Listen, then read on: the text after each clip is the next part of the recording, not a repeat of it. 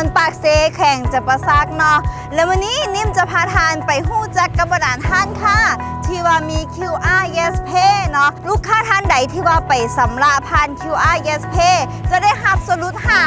50% ของจำนวนเงินเนาะแล้วจะมีห้านค้าห้านใดนั้นเดี๋ยวนิ่มจะพาไปติดตามเบิ่งพร้อมๆกันเลยสำหรับลูกค้าทางนครปากเซ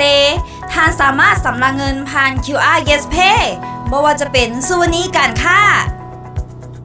หรือจะเป็น CSC พิเศษไปกว่านั้นท่านใดที่สำระเงินผ่าน QR Yes Pay ของแต่ละห้านที่นครปากเซ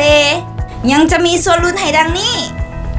ห้านกิโลอย2,000 10% ห้านอาหารลาวใต้ 10%ห้านอาหารวิวบา 10% ห้านอาหารซิวๆ 10% ห้านอาหารต้นซัก 10% และห้านอาหารสามแยกปากเซ 5% Yes Pay เปลี่ยนชีวิตให้ง่ายขึ้นธนาคารร่วมพัฒนาเติบใหญ่ไปพร้อมกัน